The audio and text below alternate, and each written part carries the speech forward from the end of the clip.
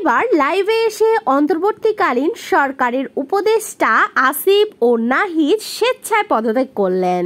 কোটা বিরোধী আন্দোলনের প্রধান সমন্বয়ক ছিলেন এই আসিফ ও নাহিদ।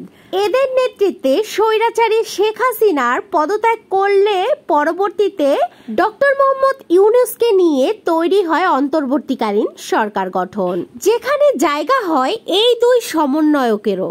বাংলাদেশ সরকারের উপদেষ্টা হওয়ার পর সাধারণ শিক্ষার্থীদের ভালোবাসায় সিক্ত হলেও নানা অভিযোগের তীর এই দুইজনের দিকে ছুড়ে আসে। এত অল্প বয়সী কোনো অভিজ্ঞতা ছাড়াই এত বড় রাষ্ট্রের দায়িত্ব নেয়া, এত বড় চেয়ারে বসা কেউই মেনে নিতে পারেনি। সরকারের উপদেষ্টা হওয়ার পরপরই ফুটে উঠছে এই দুইজনার নানা ব্যর্থতা।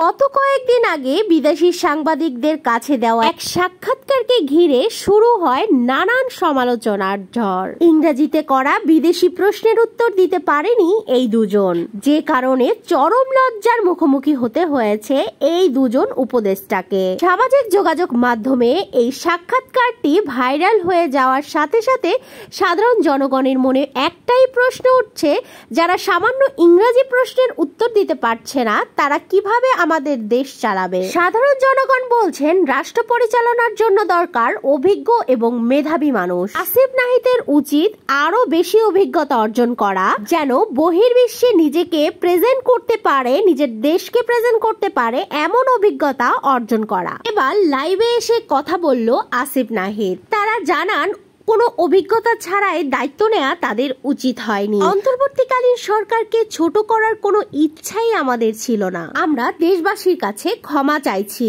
আগামীতে সবকিছু বুঝে অভিজ্ঞতা গ্রহণ করে তারপরই দেশের দায়িত্ব নিব। ইনশাআল্লাহ আমরাই পারবো দেশকে গড়তে সঠিকভাবে।